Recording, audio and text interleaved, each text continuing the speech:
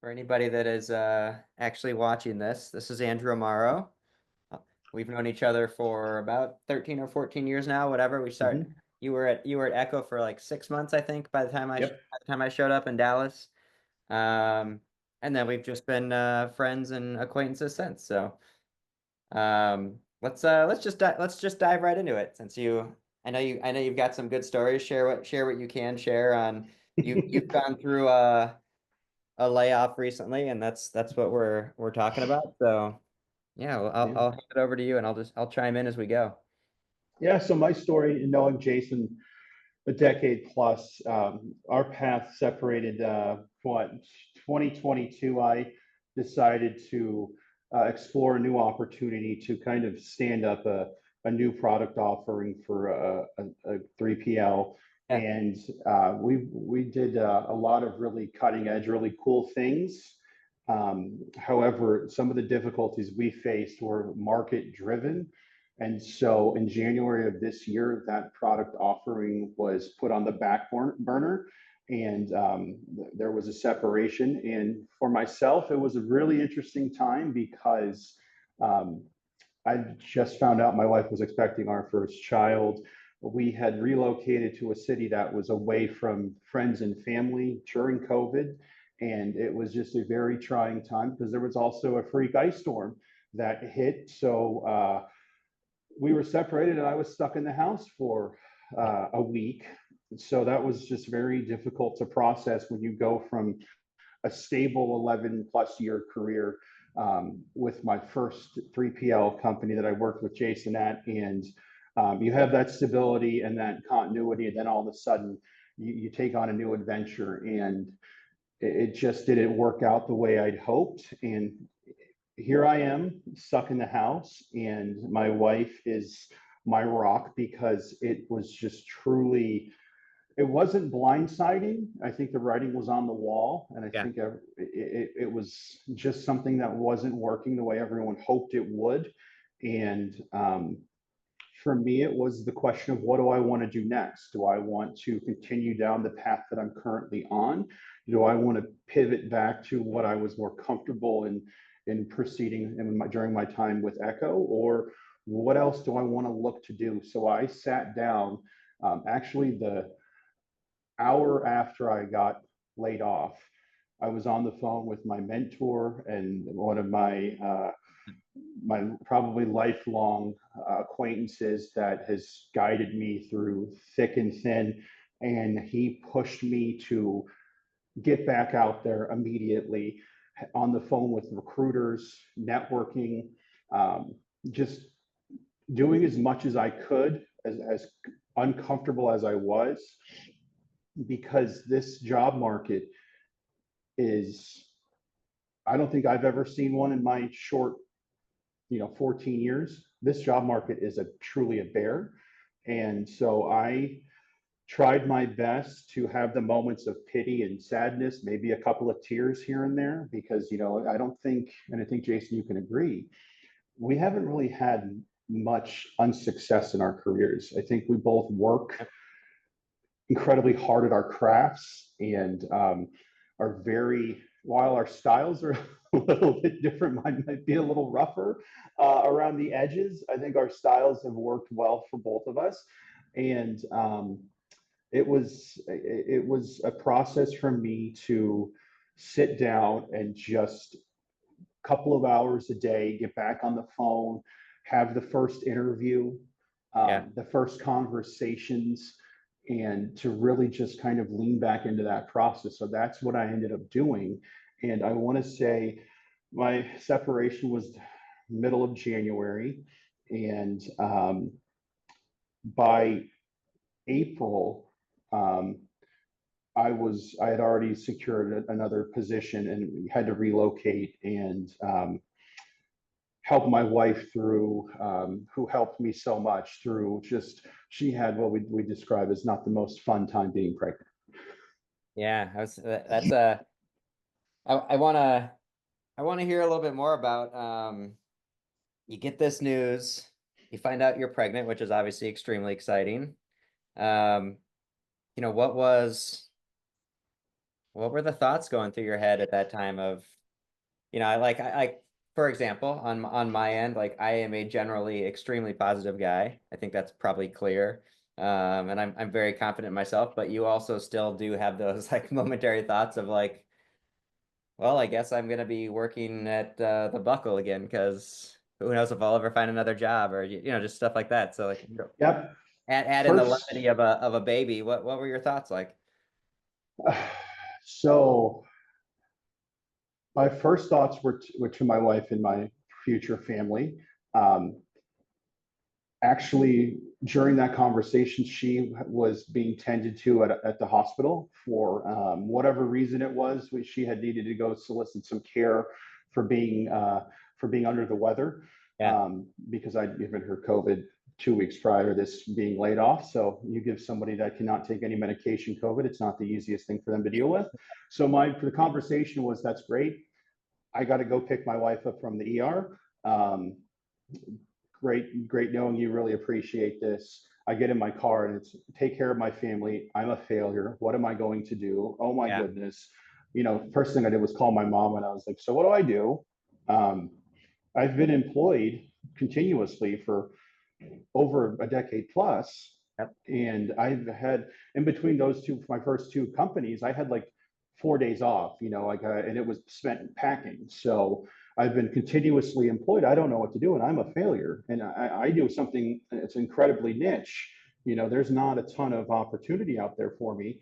And it was tough because you think you bet on yourself like we all want to, and I bet on myself and I came up bust in a very big way because I'd relocated for this opportunity and I brought my wife away from her family, and yeah. it was like getting run over by a truck. I think that's the best way I can put it. What helped you? Because I think that's a very important thing to share too. Of I think we all I definitely felt like I've had moments where I felt like that of like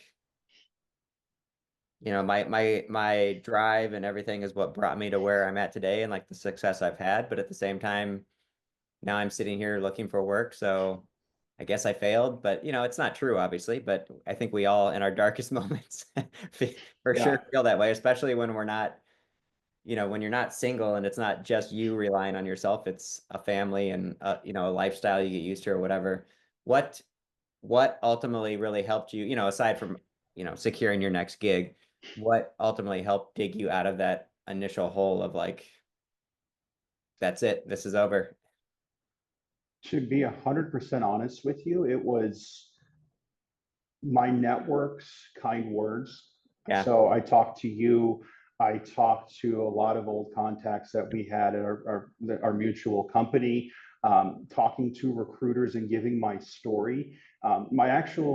The opportunities that I faced, what I was presented with that I had to choose between actually were conversations that I had in week 1 and 2 of since I was let go, starting those conversations. So it was incredible to me. Like actually, the following morning, I had the conversation with that night and following morning with conversation with recruiters and give me the story, walk through the details, tell me what be blunt with me, tell me why this occurred and what you're looking for.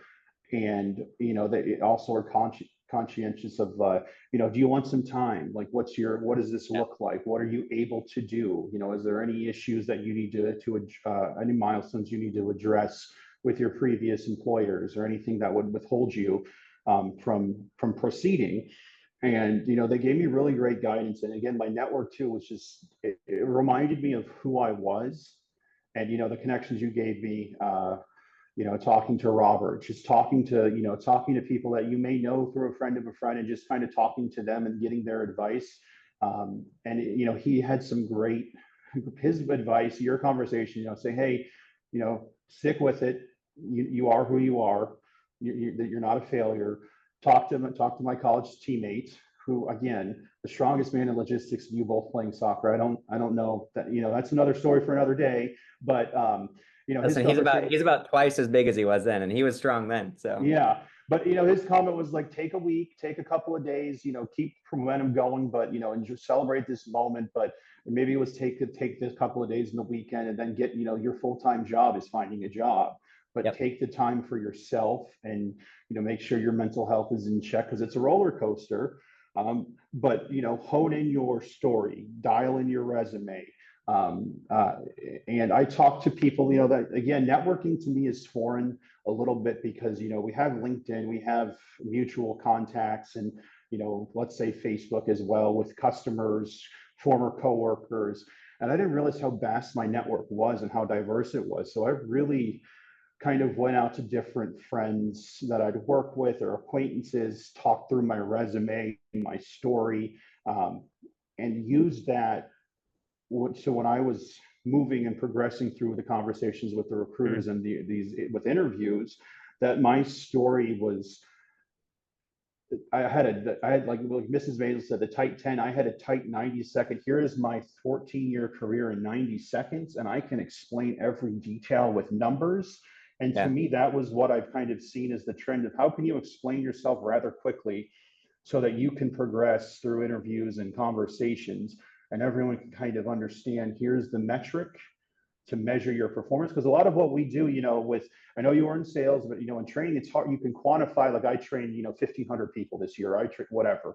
Yeah. Mine, it's hard because when you think about like managed transportation, it's kind of, this is what I was given to execute, and we execute on these numbers. But it's very hard to dial that story in to kind of extrapolate what I did Yeah. on a daily basis. That's not kind of like, well, I performed to the contract.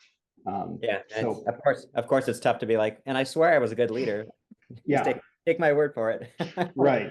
And that's the thing, you talk through like, the feelings, the what do you do? There's no playbook. I feel like LinkedIn is a very good tool, but it's also difficult because we see, I think it's very vanity driven. So Yeah. we see the good and we see some bad, and it's almost as if like, and I'm very, while I'm very, I don't know, loquacious, bubbly, if you will.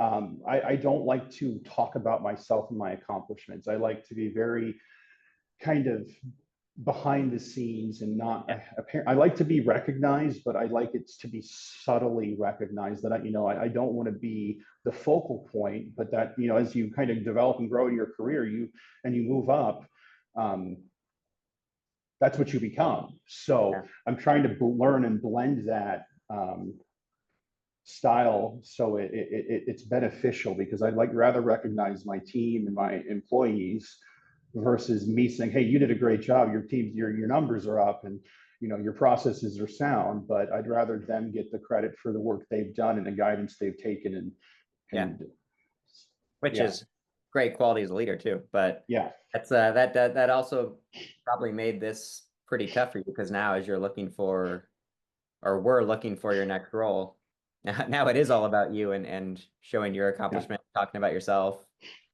and just really putting your, it's almost like I just keep thinking of it as like how lost I would be if I just suddenly had to go back into like dating again. Like I would just be such a mess after, being with my wife for so long now. But I wouldn't know what to do or where to start. It's I think great. we learned as we go along, especially, and that's a perfect, because we're dating again, and Yeah. it's almost, I learned, I was basically selected for marriage before our first date. It was, so I think the same thing when in careers and jobs, the opportunities are out there, and your next opportunity is probably something, within your network that's probably bubbling below the surface. But it's almost Right. truly, I think, the benefit in networking and having the group of people, whether you know them and interact daily or just are acquaintances with them. I think the real lesson I learned is that opportunities, and if you think about, like, if you just were to get back on the job boards or dating apps, let's use this comparison, try and keep it going. um, the opportunities are probably more in with what you know, or like a friend or acquaintance, Yeah. versus just going out and applying right now. Because I think my success rate, and I did do some applications and so forth. I think if I looked at my final list of opportunities, I think it was 60 or 70% of them were through networking or a conversation or an established relationship with a recruiter versus just a cold application on a job board. Yeah, I've been on my end, I've been because I've got a few conversations and things going that have progressed relatively nicely so far. And I would say like because I've been keeping track of all my applications, and Mhm. I would say I don't know that any have come from just a cold apply. Right. They've all been, it's I know somebody or I at least knew somebody at that location when I applied for it. Like there's the networking portion is just massive because otherwise Mhm. it's just your resume up against, Yeah. hundreds of others and it's tough to make Yeah. yourself stand out on a piece of paper. It truly is. And, we're getting to the point where resumes, are they 2 pages? Is it still a page? Right. How do I condense that? What do I cut off? And I think the other benefit too is you look at and again, I go to the LinkedIn thing, you go to the leading voices and the recruiting firms. There's the heavy hitters we have, like CS Recruiting and Yeah. Pinnacle, and you talk to them, and the conversation with their leaders is, again, no, it's almost blunt to the point of I'm not offended, but I'm also scared for my life, because you think, like, what did I do every day? What have I done? And how do I put that on paper? How do I sell that? And it's, um, I mean, like, if like we say, sales right now is, I think sales is a job that's always hiring and progressing through. But as we all kind of, um, dive or go down a different path, like different opportunities within the 3PL space, like we both have, I think those opportunities are few and far between. And it has to be a pretty more perfect scenario for us to look at, what organizations hiring and looking for this type of talent. Because, like, again, what you and I do, it's a it's a little bit of a niche, and the company has to be willing to invest into it, because, it's something you could say, in these lean markets, are we necessary? Do we need these type of positions right now? The answer is yes, we do. It's always yes. But I think those are the tough conversations to say, what do we look to strip away? Let's just go back to the pure sales, churn and burn to grow. Um, Mhm. so that is also something, and when you sell yourself, you have to say, this is my plan. This is what I'm looking to execute. This is what I can bring to your organization. And this is the value and the benefit you see. You see a better trained sales force. You see better content. You see your brand, which is incredible.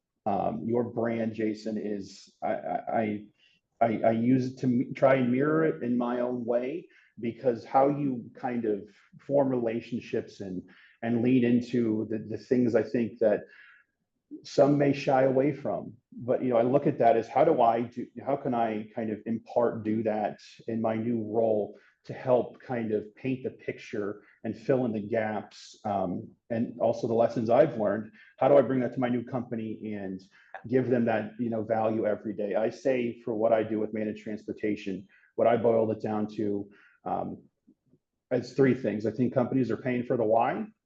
um, and I the three lessons I was taught by my mentor were, I don't take myself too seriously, I take the job very seriously. Gratitude and empathy are the name of the game. You have to have those two things. And the third is, okay, what's the third? There we go. The third is, we win and we lose as a team. It's not me focused.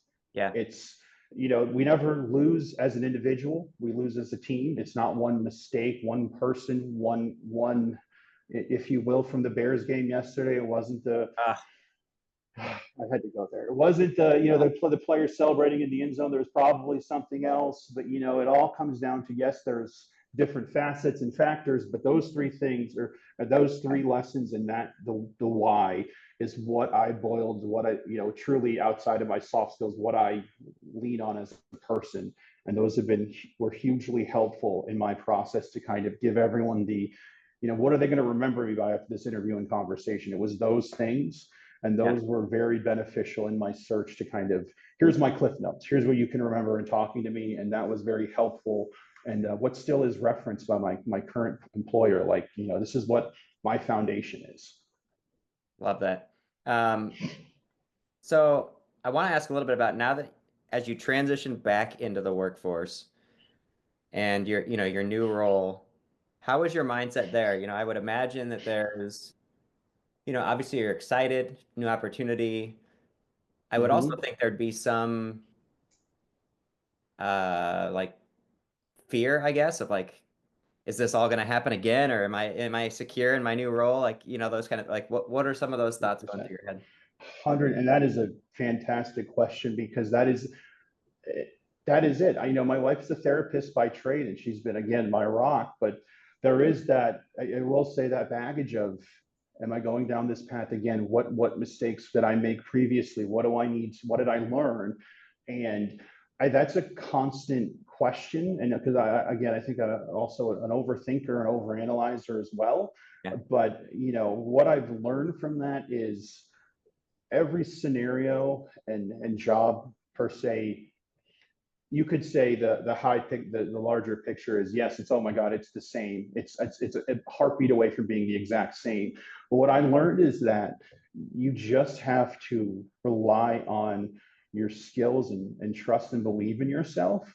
And when there are challenges, like the new role comes with its own set of challenges, and if you want to compare the two to your previous life and to this life, you may draw upon those parallels, but you have to understand that different players, different situations and scenarios, and you have to have that positive mindset. And really, the number one thing I think that's helped me is to collaborate, again, internally and externally, and test my understanding, and work with my new partners at my new company, and communicate the lessons I've learned, and with the projects being of a similar scope, but yeah, not truly. So just what I've learned, what I know, and just being totally transparent. I think that's the number one thing I think everyone asks for, is we want to be upfront and transparent, but staying motivated and keeping positive. Um, obviously there's the intrinsic, extrinsic, like, it's the job, I've got to do it. But like for me, it's probably the same for you. It's, I've got to support a family, and, I want to be proud of the work and the output that I've done at the end of the day. So, it's leaning in and doing the dirty work, and sometimes remembering that tough conversations and, if you will, being the jerk is what yeah, you're hired to do, and you're hired to course correct, um, and have the opinion. Now, I think as we both are in kind of leadership roles, it's that unbridled, whereas we previously, maybe it was a happy hour conversation or a broker's balcony conversation, if you will, about what we did and didn't like. Um, it's that true and honest feedback, and then getting and doing the work and saying, here's the path we want to go down, here's the project, here's the stakeholders, and here's who we need to get involved, and this is what we need to do to be successful. And then trusting in yourself, that you are producing good results. yeah. I think one interesting perspective I've had too is that, last year, wait, what are we, 2024? Yeah, 2023. Like I personally had to lay some people off too. And so, Yeah. having literally been on both sides of it is it's kind of a wild feeling, and it probably helped me like take the news better because I knew exactly what it was like to be the one delivering the news. And that also, unless you're just a completely unempathetic leader, like that sucks too. Like having to tell some Yeah. like I did, 100%. I really did feel for like our HR team because, they had to do a decent amount of them that day. And like that's not really the reason people get into HR, is to then have to spend a day laying people off like that. That Right. quite the emotional toll on you. So I uh think it's too, you say, we work for companies that were really invested in their people, and you mhm, can understand, I think, again, as leaders, we understand why it's being done. And when you're on that side of the other side of the table, you say it hurts, But again, you look at the business and, again, we've kind of been in unparalleled times in our industry. And, it's how do we lean up? And I think there's a lot of investments in growth. And, I think transportation, again, I think the lesson is sometimes we don't learn like about the good and the bad times, but I think this lull it's the longest it's been in. I think we're going beyond even, 20, we could say 2018 with the ELDs, 2015 in the winter storms. Before I even worked in transportation when it was the 2008 financial crisis, Yeah. we're almost at that period where companies where it's really lean, it's ultra competitive, and they grew during COVID to try and keep up with the absolute craziness. And we can't fault them for wanting to invest and grow and also try to protect the bottom line, because it's the name of the game. And you, like you said, you have the experience on both ends of it, and I've been there as well. And it's not personal, and you want to invest in your people and set them up for success. Because what I always told my teams is, I want to train you for the rest of your life with the skills that you will need. If you take these things, the three things I mentioned about winning, losing as a team, gratitude and empathy and so forth, you take that with you wherever you may go. And that was taught to me. And if I can teach them anything or teach, it was those things, because if they move on in their career, I want them to look back at me and say, he gave me these skills, because I can learn how to run a spreadsheet. I can learn how to build a ship, and I can learn, a new sales tactic. But if I don't have these tools to fall back on, what is it I learned in that job aside from just being a warm body in a seat? So that's something that I look back at, in good times and bad, and say, if I was able to do that, then, I was successful as I think it's just a servant leader and trying to help my people beyond with just what they are being tasked with right now. It does hit on something that, especially on the learning development side, I'm constantly thinking of is not just training people for their role, but just to be better professionals, period. Because especially, to even take out these recent couple of years, like people don't stay at jobs for 5, 10 No. years anymore. I mean, it just doesn't, like me being at Echo for 13 years was crazy. Like that was 5 times longer than most people were usually anywhere. So, Yep. Same. companies really embracing just training people to be better employees is really important, because they're not going to be with you forever. And when they do leave, you want them to say good things about your company and be like, I know I'm not Yep. there anymore, but I would definitely recommend you go work there because they taught me X, Y, and Z. And that's huge. And I'd say the same about where both previous companies I worked at. Especially Echo was the best education I could have ever asked for. Yeah. Um, Not only the connections, but the absolute set of skills. I think I learned so many different ones. Again, that's why it was hard to rework my resume, because it's like, what did you learn in all of my different roles? I got that's where I cut my teeth in transportation, from my very first shipment, which I still remember the details of, all the way up through, managing those multi-million-dollar customers and everything in between. And in my next stop, it's the same thing. I would absolutely still recommend that company to folks in my Mhm. network if they still came across it. It's a great group of people. Still keep in touch with some of them, and they have a great product offering and a great approach. Yeah. And that's at the end of the day, you remove those kind of unhappy feelings that you're associated with, with your separations. And, you say, well, it was best for their business. It was a tough conversation because they were really excited about the product offering that I helped stand up. And we built something really cool, some really Yeah. great tools that I'm incredibly proud of. And, I think the market factors, the external factors, it just, as soon as the war in Ukraine started, then the market started to shift, and there was a crazy oil prices skyrocketed, and the market kind of softened. It was when I was ready to start going to market, and you can't blame anyone. You can blame yourself, and you can say, I could have done more, and you can always do more, but there's some things that are not in your control, and that's the same with the company. And I think the leaders that I have at both companies been a part of, knowing and working with. Um, I think we both can say that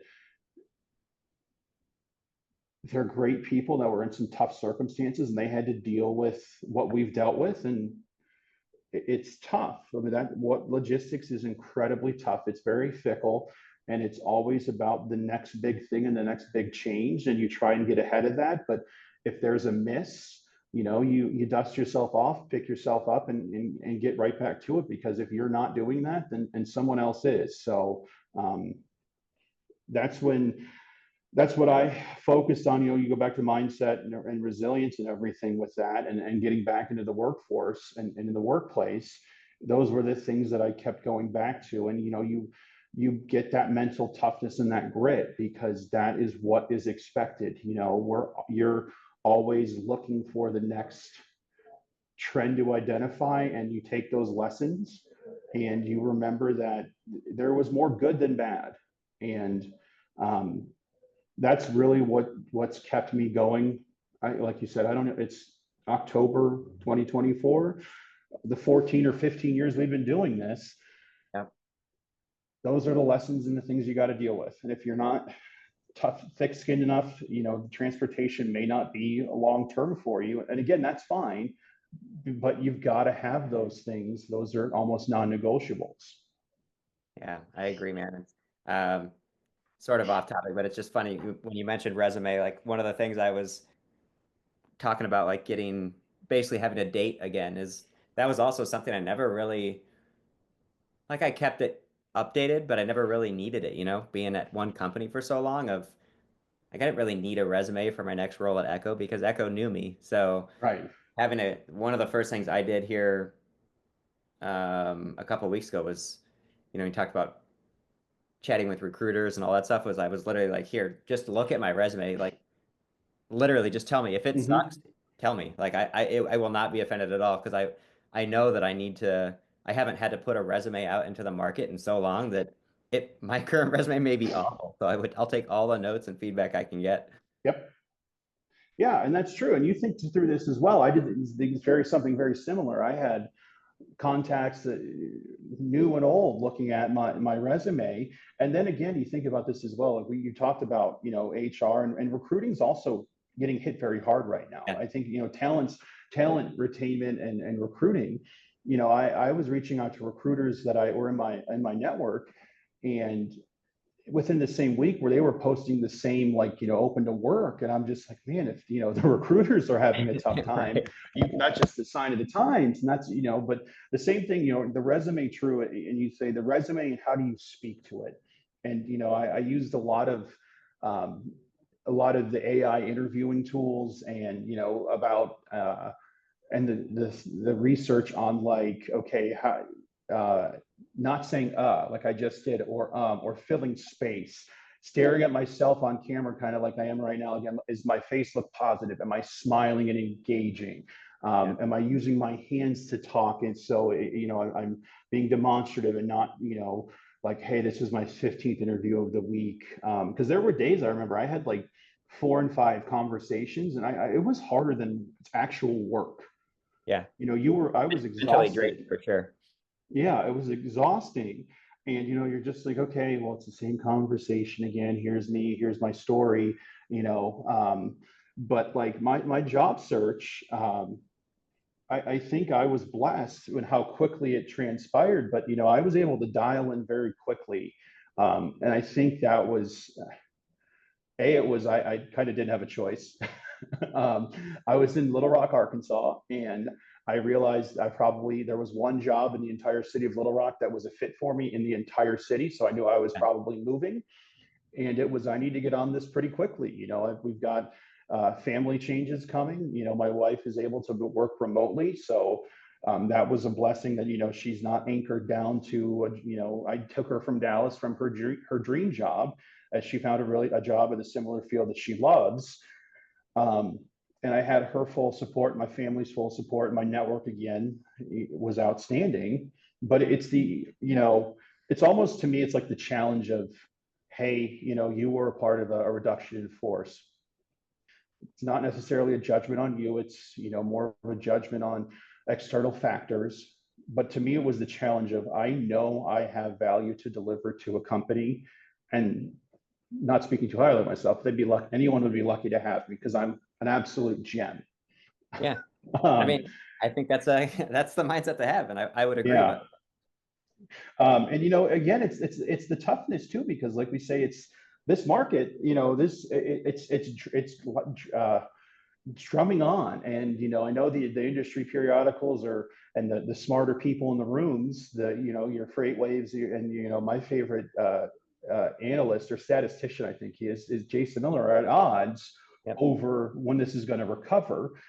And I think the lessons we learn, and the lessons we learn as leaders, are that we have to look more at our efficiency and our output per worker and per head count, and the products and the money we're investing and spending. And in this, are we building something? Are we buying it?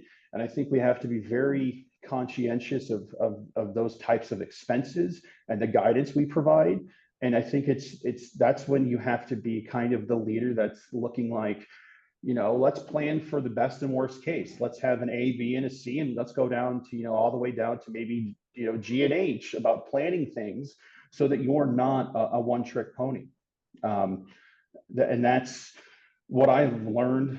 The probably the biggest takeaway that I had from previous role to current role was, you can't be so focused on objective A that you're not looking at B and C and beyond. And that's helped because, as you go through the job search and everything else, if you're just focused on the immediate and not looking at the short, medium, and long term, you're going to suffer, not next week, not tomorrow, but it's that 30, 60, 90 days plus. And that's a lot of what I take with me, and what I'm working on currently is, how do I have that vision, and how can I execute towards that and give that guidance to give that value that I said I would provide on a daily basis. Love that.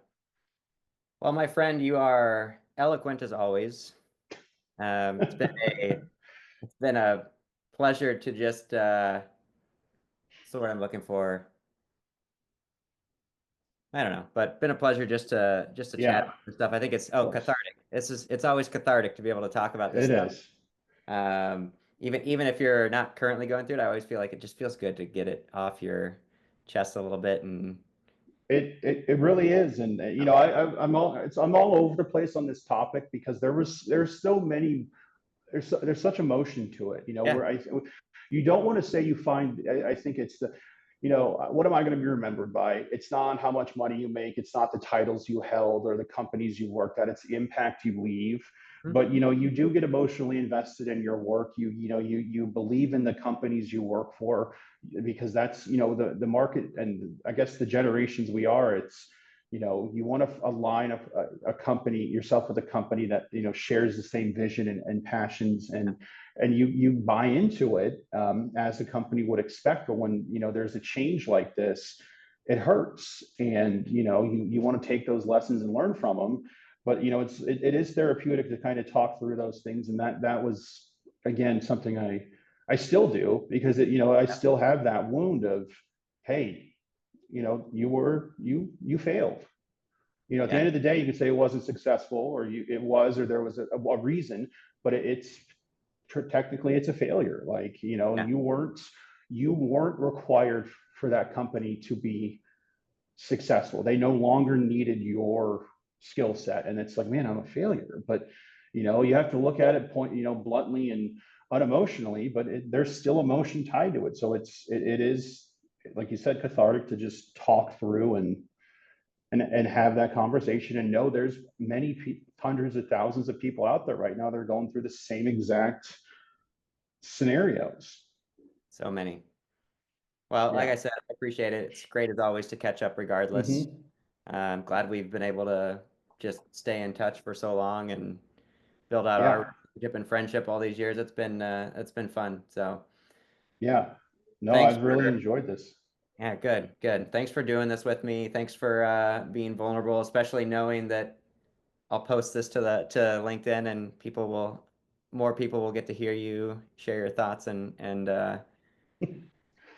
I mean, Yeah, honestly, what I would call overall a great attitude towards just everything you went through. So, um, yeah, yeah, thanks, man. I really of appreciate it. course.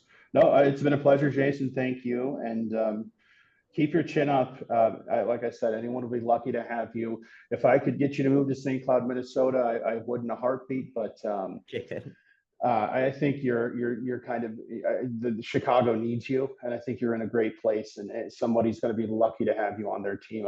If I could rubber stamp you, you'd get my vote any day of the week without question. So keep your I chin up appreciate it. and best of luck in your search. All right.